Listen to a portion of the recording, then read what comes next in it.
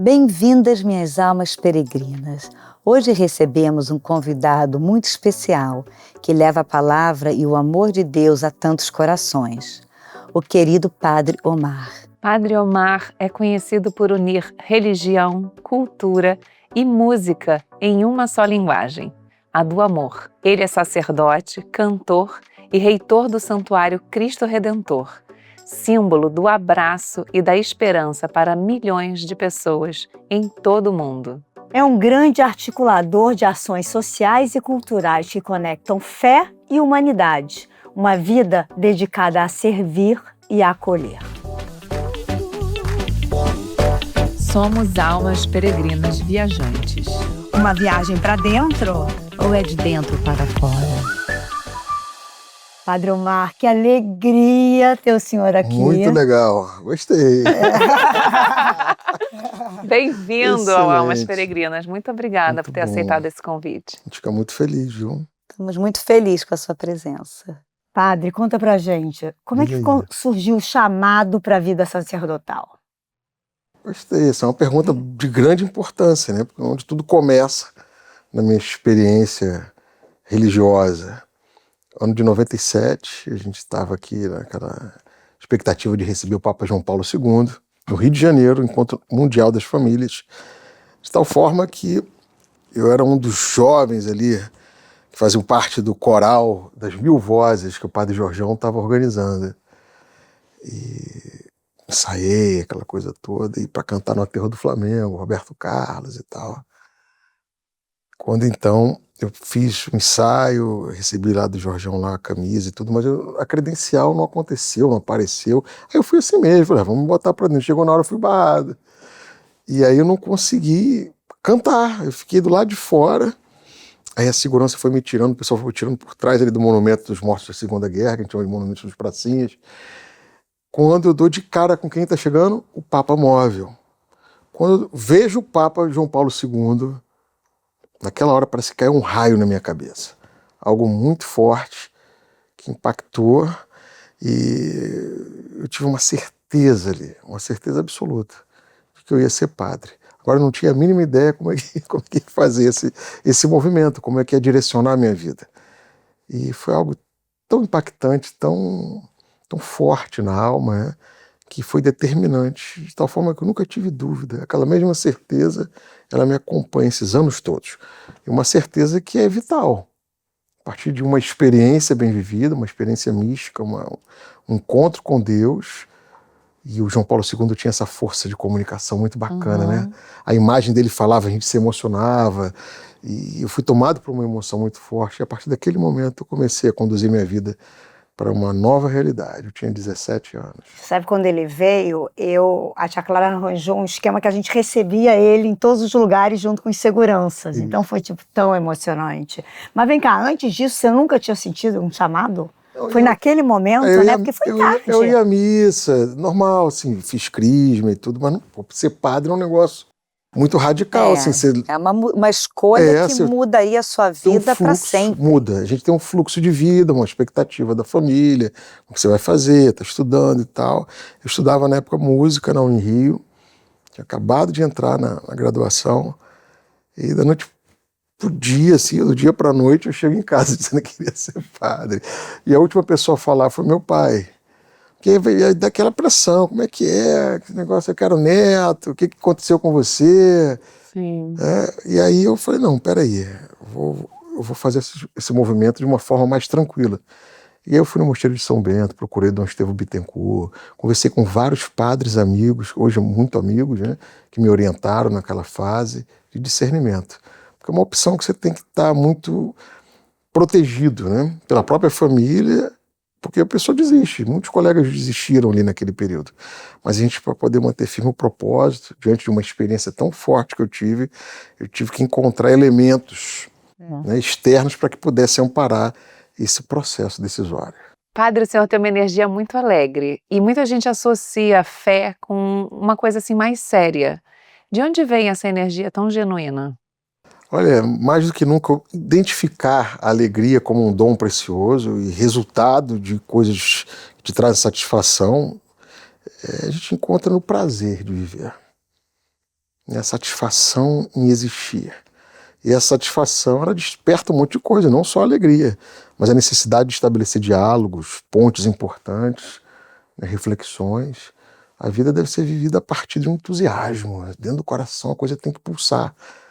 E essa alegria, manter sempre, né, a disposição para fazer o bem, isso é muito motivador.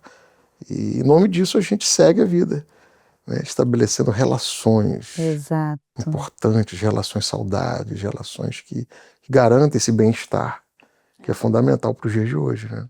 Padre, e o que significa para o senhor viver a fé de forma concreta? Você conseguir ver essa fé no seu dia a dia? Olha, a fé, mais do que nunca, deve estar comprometida com a realidade imanente, essa realidade que a gente está inserido aqui, né? Porque a fé sempre reporta a transcendência, mas uma fé isolada, apenas direcionada para o céu, ou para uma realidade superior, sem a dimensão mais tangível, ela fica muito descontextualizada. É possível se garantir uma experiência espiritual? Sim, é possível. Mas nos dias de hoje, principalmente como padre, a gente precisa olhar o entorno. O que está acontecendo? Tem que estar sintonizado. Identificar oportunidades aí para poder levar a mensagem, para falar de Jesus, do seu amor. Por isso que o apóstolo Tiago, certa vez disse, está na Bíblia isso, a fé sem obras é morta. A fé sem obras é morta. E dessa forma a gente começa a concretizar gestos de fato mais sensíveis, mais evidentes de que esta fé ela se concretiza no amor, nas boas práticas, na solidariedade, no exercício do bem comum, na fraternidade. E assim eu consigo tangibilizar um pouco mais essa fé, uma fé mais encarnada. Eu gosto disso, isso me faz bem e eu encontro elementos de muita integração entre a razão e a fé. Porque o excesso, uma fé descontextualizada nesse sentido, de uma realidade mais tangível, como disse, pode levar a gente ao fanatismo, e tem um monte de gente maluca por aí. Então a realidade da fé descontextualizada, de um pouco de bom senso, de elementos razoáveis, ela pode conduzir a cabeça da gente e se a pessoa já tiver uma patologia, alguma coisa, um desequilíbrio emocional, aí destempera de vez. E às vezes a gente vê também muitas pessoas que às vezes são muito religiosas, mas que não conseguem transferir isso para a prática do dia a dia, né? É comum a gente ver algumas pessoas que às vezes não conseguem trazer de fato os ensinamentos né, a sabedoria para a prática na sua vida diária, assim, acho que fica muito presa aos ritos, ao compromisso de ir à igreja, mas às vezes eu acho que a pessoa não consegue trazer isso para o seu dia a dia, Seu né? exemplo, né? De conseguir fazer isso, você conseguir trazer contextualizar e trazer para o seu ambiente. É o que ele colocou, né? Não adianta só a gente ir lá, né? A gente realmente tem que trazer isso, e é o que você falou, que eu acho que você faz assim da melhor forma, você consegue passar para o próximo e para quem te escuta de uma maneira muito alegre, como a gente colocou aqui, com muito carinho, né? E assim, como a gente consegue, a gente vive num caos, né, urbano e digital, e como a gente consegue cultivar no meio dessa loucura toda a fé, a espiritualidade, a verdade? É uma descoberta, né? A gente tem, hoje eu considero que eu tenho dois públicos bem distintos, né? Duas igrejas para cuidar, uma igreja física, uma paróquia, o Santuário do Cristo, e uma outra no ambiente digital, né? E que é tão real quanto o espaço físico, o templo. Ali você tem a mesma exigência de manter a sua comunicação fluida, de ter um ambiente de escuta, de ter uma mensagem assertiva.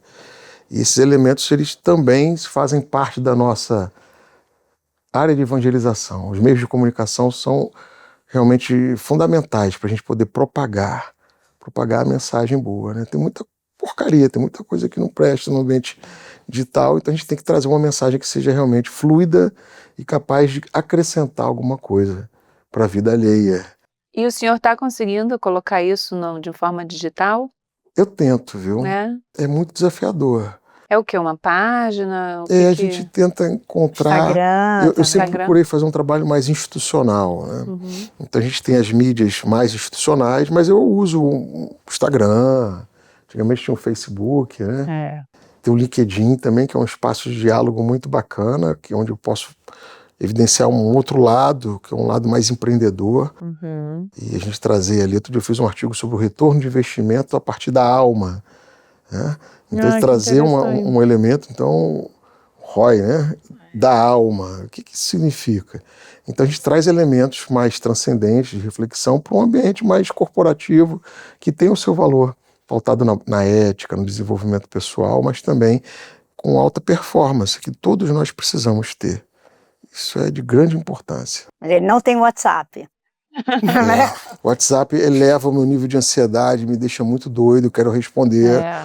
Eu não consigo, não dá. Assim, tinha época que eu olhava e ficava 10 horas numa única ferramenta, com tantas plataformas legais para a gente poder ampliar a comunicação.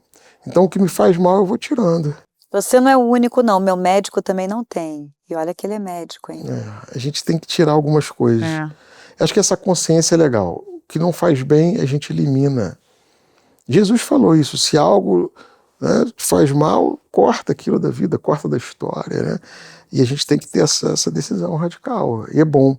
A igreja tem um período que é muito propício para isso, que é o período da quaresma, quando a gente então ali faz um momento mais de reflexão, uma coisa mais introspectiva, para você poder eliminar coisas que não fazem sentido para a vida, né? Eu já tive uns anos que eu desinstalava a rede social, né? Aí ficava 40 dias sem, na época da quaresma. Eu sempre disse que é uma libertação, porque eu lia muito mais, eu ficava muito mais presente. Você se relaciona Agora não tem mais como por causa do Almas, né? Tem que ter Instagram, mas eu tenho uma vontade absurda. Quem consegue, mas assim, também não fico pilhando os outros, não. Tem que sair, não.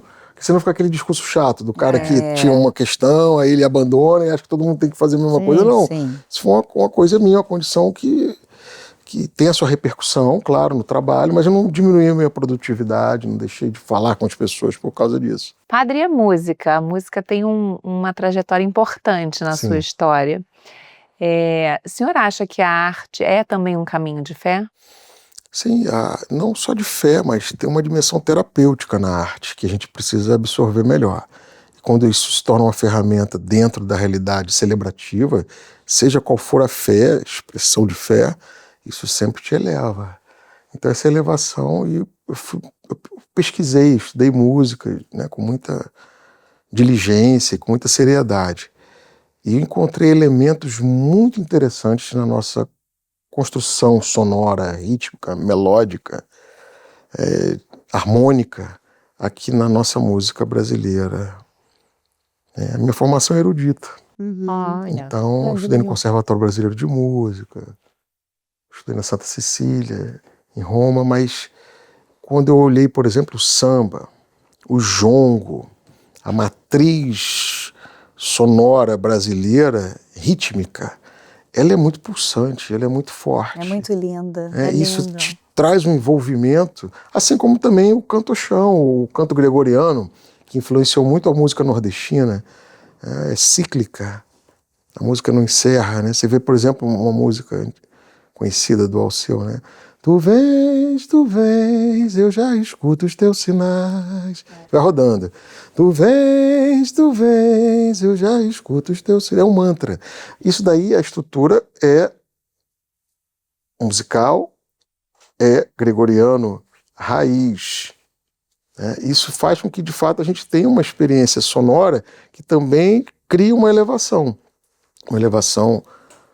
humana, uma elevação espiritual, que faz com que a arte, de fato, seja uma experiência sempre inovadora. A arte é infinita.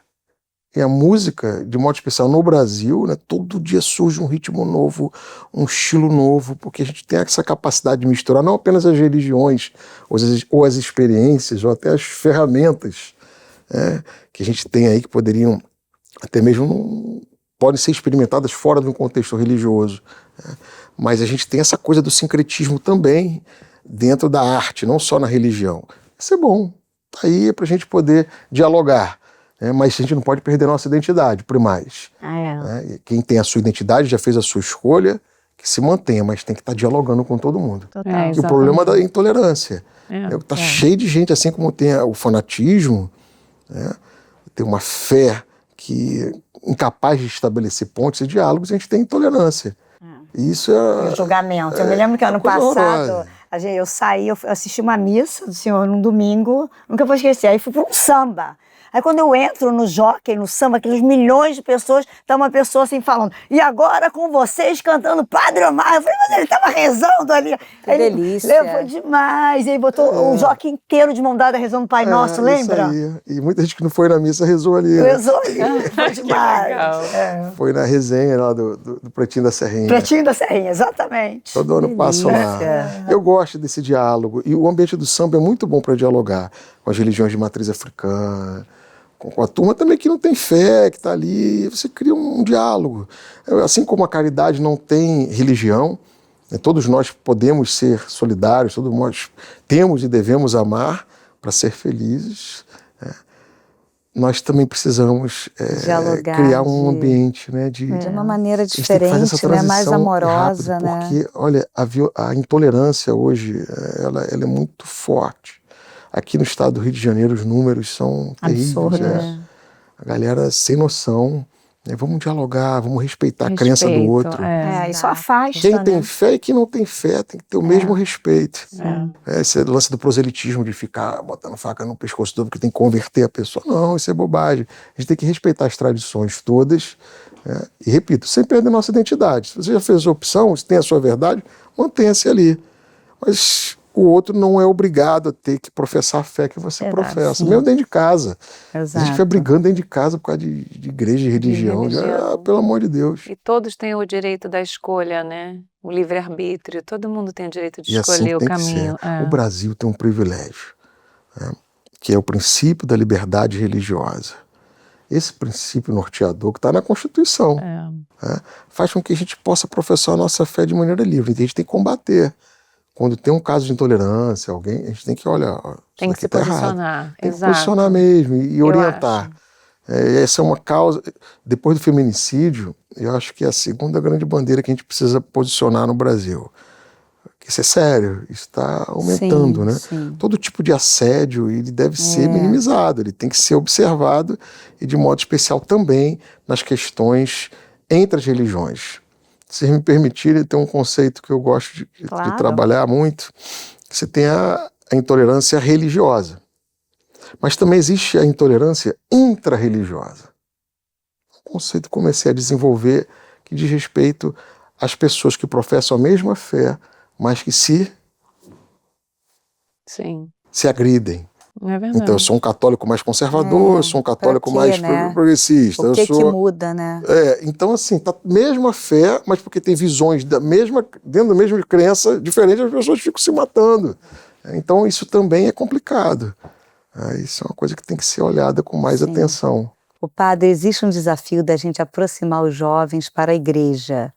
Como é que é esse diálogo com eles? Como é que você consegue tocar o coração e fazer realmente que isso aconteça? Olha, nesse momento eu penso que a regimentação, juntar a turma para poder discutir sobre fé ou qualquer outra coisa, tem que ser pelo caminho da solidariedade, da prática social, da prática sustentável, das boas práticas, todas elas.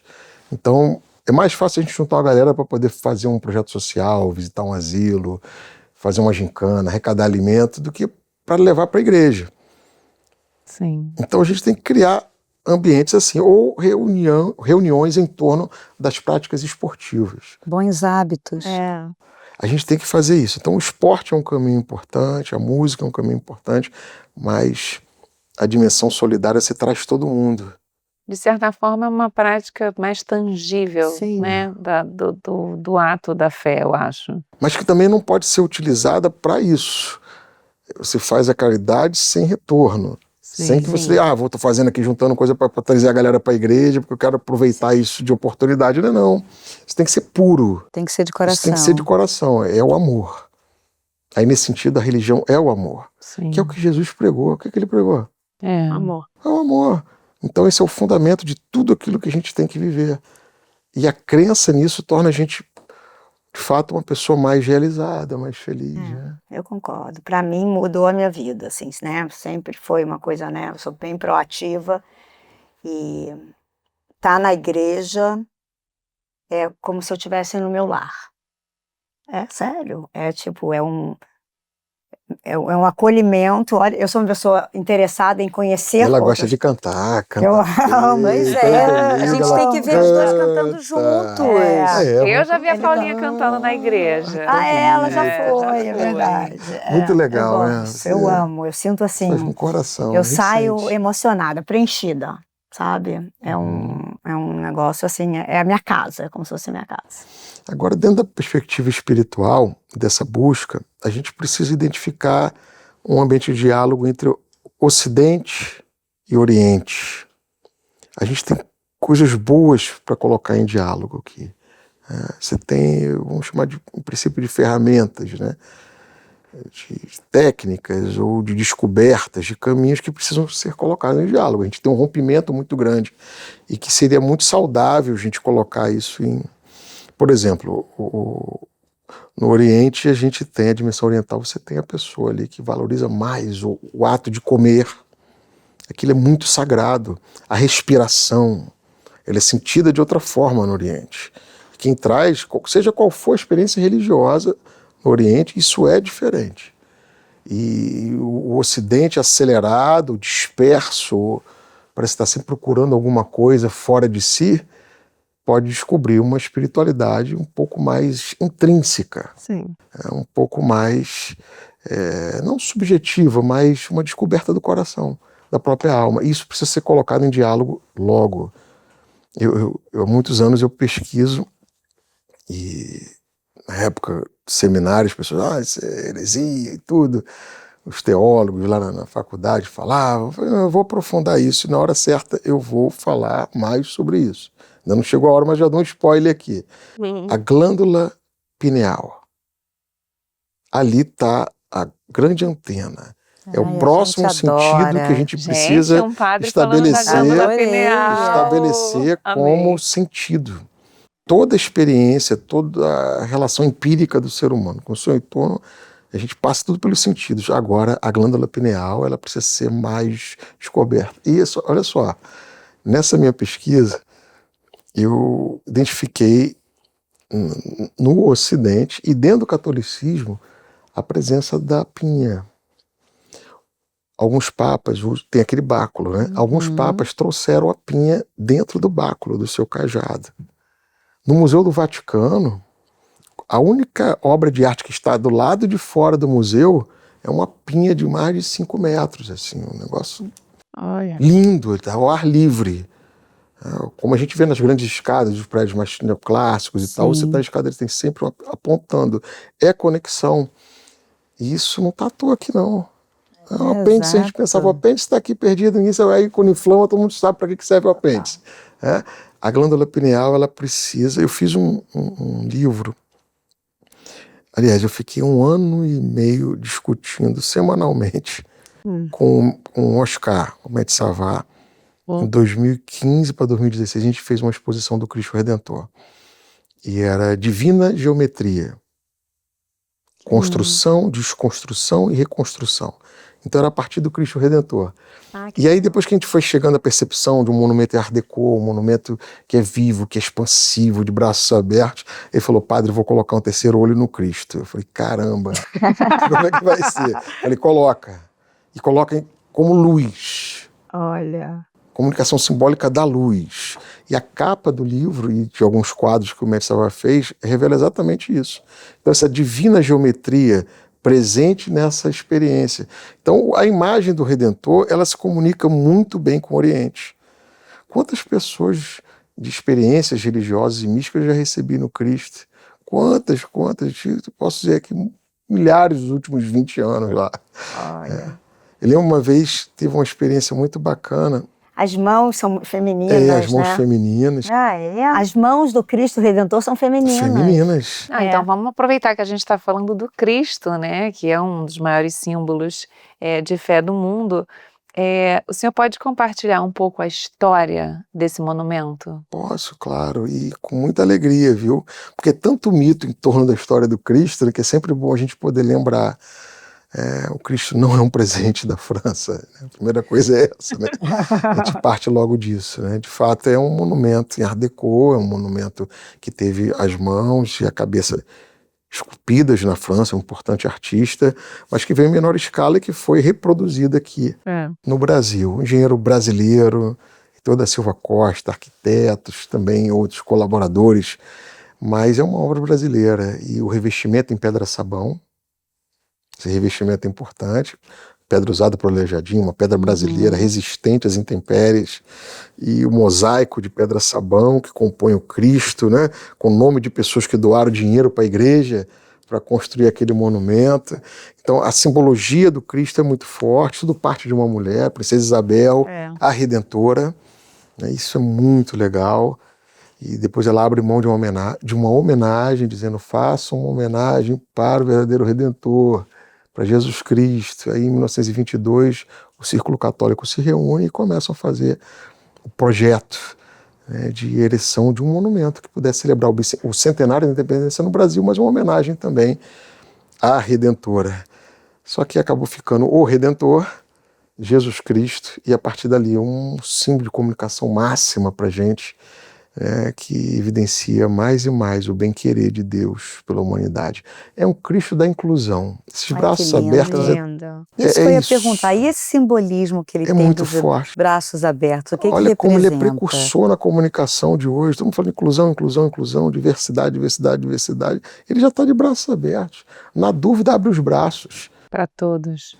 Braços abertos às oportunidades, braços abertos às diferenças, braços abertos a outras crenças e não crenças, braços abertos à natureza, ao perdão, ao amor, à boa energia, braços abertos à luz. Coração aberto, isso que né? a gente Quando você abre os precisa, braços, só você abre olhar o para o coração. Redentor. E por trás da simbologia de o Cristo Redentor, que é o Cristo ressuscitado, que na imagem a gente encontra que as chagas do Cristo Redentor, ou seja, é o Cristo pós-ressurreição. A gente se reporta à cruz, sem negar o dado do sofrimento. Ai, que legal. Então a cruz está por trás do ressuscitado, por trás daquele que estabelece uma relação de inclusão na vida, também tem uma marca de sofrimento, porque é a marca do amor. Tem patos, tem sofrimento também, o amor. É verdade. Ainda que te queira negar, mas tem sempre um sofrimento integrado à realidade do amor. E isso daí, quando a gente descobre isso, a gente ama melhor. Até o sofrimento passa a ser ressignificado. Gente, pausa rápida. Agora o nosso canal tem clube de membros no YouTube. E quem entra tem benefícios reais, que fazem você participar de verdade da nossa mesa. Tem acesso antecipado aos conteúdos, seu nome aparece na lista de agradecimento no final do episódio, pode mandar perguntas que vão ser lidas durante o programa e ainda tem acesso a conteúdos extras, como meditações e outras práticas exclusivas. Então, se você curte estar aqui com a gente e quer viver o Almas mais de perto, clique aí no botão de Seja Membro e vem fazer parte. A Rosana Berta, nossa amiga, ela é membro do nosso clube e ela mandou uma pergunta. Esse ano o senhor teve um grande desafio com seu acidente na Venezuela. Que impacto esse evento teve na sua fé e na sua missão? Olha, impacto real, viu? Eu vi a morte de muito perto, né? De frente, e o desespero não é brincadeira. Isso cria um trauma. Se você não tratar isso o tempo todo acidente ele gera uma coisa que você tem que dissolver. Principalmente quando é marcado por muita dor, ser longe de casa, um lugar precário, outras referências, você não tem cuidado. Imagina a gente está o tempo todo aqui, cuidado. Os melhores médicos, os amigos, a família, vocês aqui. Então, é uma proteção. E de repente você está longe de casa. Então, esse confronto com a finitude da vida é doído. O negócio é sério. Então, assim, tem que olhar com muita seriedade mesmo esses fatos, esses acontecimentos, como foi esse meu acontecimento, olhe com seriedade, que serve para uma reflexão. Por um encontro, aí que você para. Se eu precisava ser parado, eu fui parado. Se eu quisesse seguir uma linha mais hermenêutica de que era necessário dar um break na vida, para fazer um ajuste, Um balanço. balanço. Porque o tempo de reflexão que eu tive, Mas a vida às eu vezes tive dá uma, muito nos tempo. para, né? Isso é fabuloso. E eu agradeço a Deus por isso. A gratidão está estabelecida de forma muito plena. Eu sou feliz e agradeço a Deus. Foi doloroso, mas Ele quebrou várias nunca costelas, faltou, né? nunca faltou Foi uma loucura. a generosidade das pessoas. E assim, no final, tudo vale a pena. É. Porque Valeu a gente pena a tem viagem, a experiências, experiência, mesmo tendo acontecido isso tudo. tudo. Não, tudo que está aí era para ser vivido. Tudo. E a gente está sujeito a tudo na vida, né? A gente não tem controle de nada.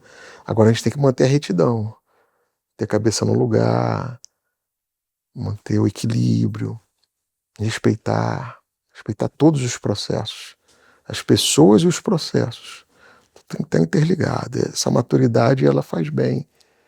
Eu amadureci um pouquinho mais, viu? Ai, tá zerado Esse hoje. momento, zerado. Adoro o nosso padre. Aí, Maravilhoso. vamos para cima com alegria, porque a gente não pode perder tempo, não.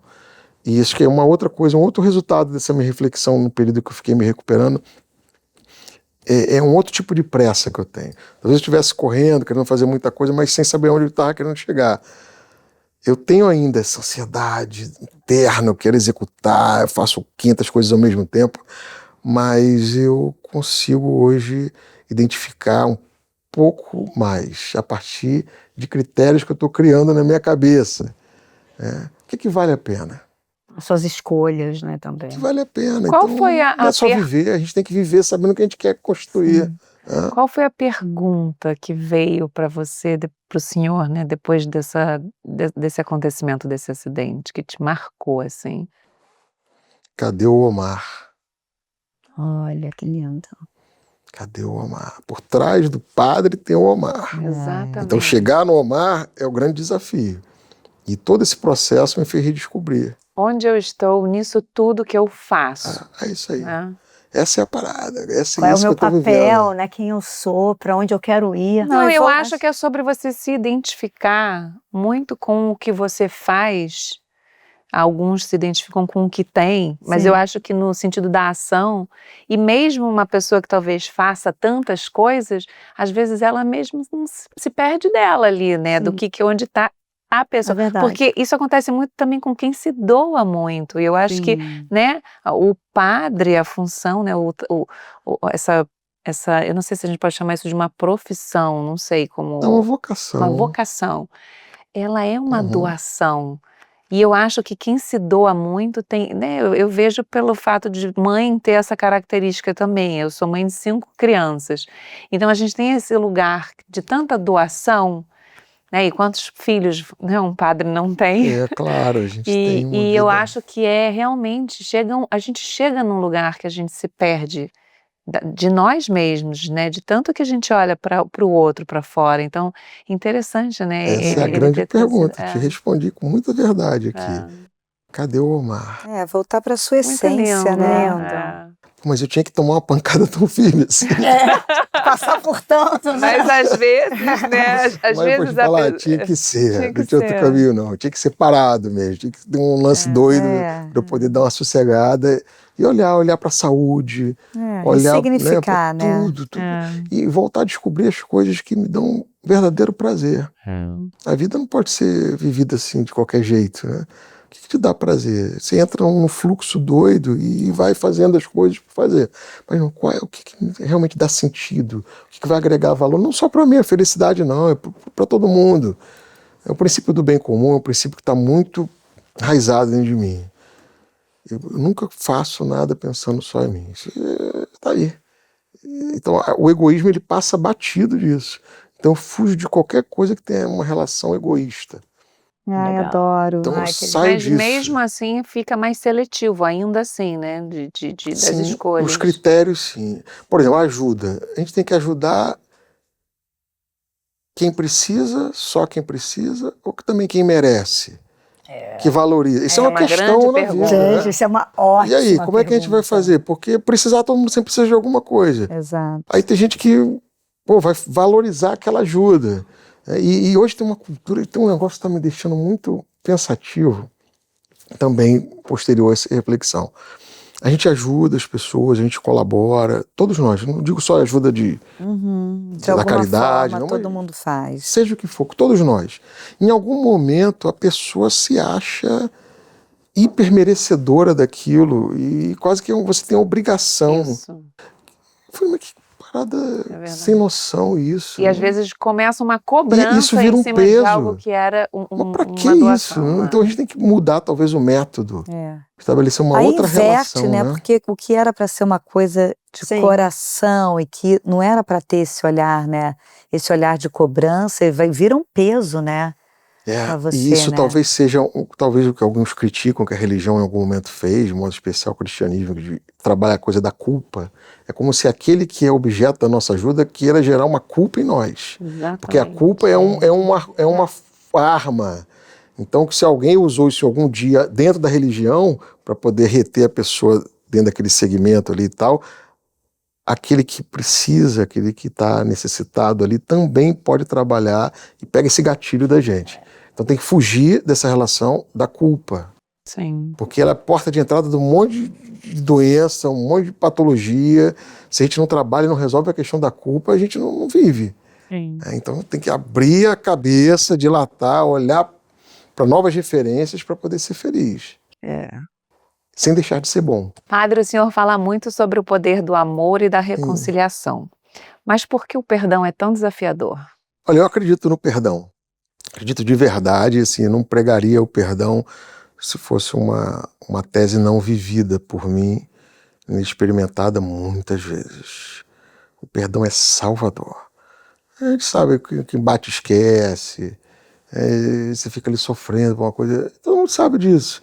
Então eliminar, na verdade, o desculpar, ou destampar, que é tirar a tampa, o desculpar as histórias e tudo, e tirar a culpa. Então o perdão é a única forma de a gente não ser travado na vida pela culpa. E se a gente errou, a gente também tem que ter a maturidade para poder pedir perdão. E aí é um esforço gigante. E como Jesus sempre ensinou, vai e não peques mais. Beleza? Recebeu perdão, agora posiciona a vida. Vai de boa, vai no caminho bom para poder não passar sufoco de novo, né? Sim. Eu adoro pedir desculpa. Eu também, eu vejo A o gente se pede perdão muita muito, eu vejo o desculpa. perdão como uma das maiores virtudes do ser humano, tá? Eu acho incrível o ato de perdoar de coração mesmo. Você conseguir virar essa chave de perdoar algo que realmente te marcou. A oração do Pai Nosso, a oração do Pai Nosso é tão bonita, né? Que Jesus ensinou: perdoai-nos as nossas ofensas, assim como nós perdoamos a quem nos tem ofendido. A gente quer o perdão de Deus e também tem que favorecer, dilatar o coração. É uma forma Não, de e amar, a oração de São Francisco é Também. perdoando que se é perdoado. Essa Não, é mas lindíssima. sabe que toda vez que eu rezo o Pai Nosso, É verdade. toda vez que eu rezo o Pai Nosso e eu chego nessa frase, eu penso, eu tô perdoando, Entendi. sabe? Você faz um exame de consciência. Eu faço. Assim como nós perdoamos a quem nos tem ofendido, aí às vezes eu paro para pensar, será que eu estou perdoando quem tem me ofendido? Quando eu estou fazendo a oração, eu sempre reflito a respeito e eu penso muito nessa parte, porque eu acho que é muito desafiador no nosso dia a dia, várias situações que às vezes surgem, a gente às vezes não percebe o quanto a gente também não liberta, porque eu acho o perdão um grande libertador, né? A gente realmente se liberta quando a gente perdoa, porque eu acho que quando a gente não perdoa, a gente retém tudo aquilo que é ruim em relação a qualquer situação com o outro. Sim. Às vezes você tá com raiva do E o outro não tá sei nem lá, aí, nem lembra mais de você. Exatamente. Total. E você não precisa depender do outro querer ser perdoado. Eu acho que o perdão, ele tem que vir de dentro do de coração. de você se libertar daquele, né, daquele ressentimento, daquela dor, daquele incômodo que o outro causou. E Jesus ensinou, né? Também, sempre falo isso, né? Amar a Deus, que é o mandamento, sobre todas as coisas, e ao próximo como a si mesmo. Quando a gente inclui esse a si mesmo, a gente está incluindo também a nossa capacidade de se aceitar, de se perdoar, né? Existem muitos desafios para isso, né? Porque, de fato, existe uma cultura, uma contracultura para minimizar a nossa felicidade, de culpabilização, Jesus morreu por nossos pecados, ele é o Cordeiro de Deus que tira o pecado do mundo, ele tira toda a culpa. Quem se achega a ele, quem busca a sua verdade, quem busca o seu amor, vai de fato ter uma vida liberta dessas coisas. Você imagina em algum momento a própria teologia estava se permitindo a dividir o ser humano numa antropologia marcada também por muita culpa, como se tudo que fosse da cintura para baixo é pecado e da cintura para cima não é pecado. Entendeu? Culpabilizando a dimensão sexual do ser humano é um dom Da de Deus. própria criação. Exato. Que maluquice. Então, o sexo é pecado. Assim fomos feitos. Olha só, isso é uma questão importante para a gente poder, É verdade. a gente poder tirar, né? E muita gente não vive bem a sua sexualidade, primeiro que está desintegrada da afetividade, isso é um problema. E no outro segundo momento que está reduzida à genitalidade, que é outro problema. Então, para que você tenha uma experiência sexual, uma experiência de uma sexualidade mais saudável, dentro daquilo que é a normalidade, que Deus quer para o ser humano, isso deve ser vivido de uma forma integral. Integral. Aquilo não é pecado, foi muito bom. Agora o Papa Leão ter dito que a dimensão, o ato sexual do ser humano não se restringe à procriação. É A maravilhoso. gente sabe que isso é óbvio, mas É óbvio. isso ficou muito tempo sendo dito dentro do contexto católico e a gente culpando, é pecado. Eu vivo em pecado. Assim, claro, a gente tem a norma, a gente sabe que existe a retidão, né? Isso, de fato, a sexualidade deve ser experimentada e vivida de uma forma muito mais ampla. Até Amorosa, leve, saudável. até porque o desperta o prazer nem sempre está na manipulação, no toque dos órgãos genitais, sexuais. Às vezes está no ouvido, está em outro Cabeça, sentido, está no que total. você escuta, está no O que você fala. Então, são os reducionismos bobos que a gente tem que começar a tirar isso. Mas é um ambiente difícil para falar. É muita bobagem, muita cabeça travada. Vamos ampliar isso. Ver a sexualidade como um dom de Deus. Quem é que fez o ser humano? Por falar nisso, Deus que criou a sexualidade. Isso não é do diabo, não. Agora, o mau uso disso tudo, sim. Aí enfraquece o próprio ser humano e distancia a pessoa de Deus. Aí é um problema moral. Aí. E por falar nisso, sem querer polemizar, mas os métodos contraceptivos já estão sendo aceitos pela igreja? Não vai ser. Não. Não vai ser. Nessa teologia que nós temos hoje, a Eu teologia pergunto moral, por conta sim. desse comentário que ele Sim. fez, né? De que não necessariamente tenha a sexualidade A gente tenha... vai ter, isso é a próxima fase da discussão. Entendi. Porque a interrupção é uma privação. Pô, tem uma vida, mas como é que você vai então trabalhar a dimensão de uma sexualidade em conformidade com aquilo que tem a visão teológica, uma moralmente aceita, de normalidade, sem que você também tenha impedimento de uma nova vida que pode chegar. Então esse é o momento agora. O embate está exatamente nessa fase aí. Sim. Como é que você dilata, por um lado, o discurso, Exato. e ao mesmo se tempo você reconhece que você tem a outra relação como é que você vai trabalhar? Por isso que eu penso com muita certeza que a igreja não vai relativizar essa outra ponta. Sim. Mas já é um grande avanço. Reconhecer que a dimensão, entendeu?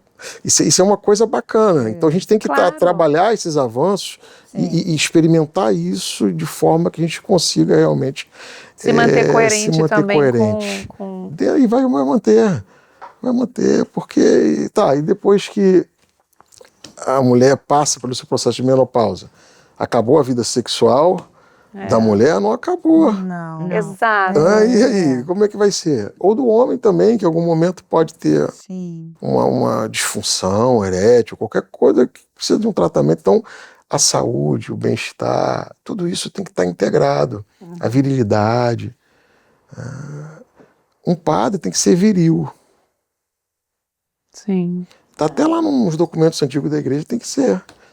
Ele não pede teste de virilidade, não, mas tem que ser viril, porque se ele for estéril, não pode ser padre. Eu não sabia. Ele tem que Nem ser eu. um Não. homem pleno. Não sabia. Não pode ter um processo de castração, então a pessoa está ali. Não, tem que ser pleno, total. homem. Olha que legal. Tem que ser isso, porque tem que ser a pessoa na totalidade. Se você não é na totalidade, então você vai tratar e vai ver o que acontece.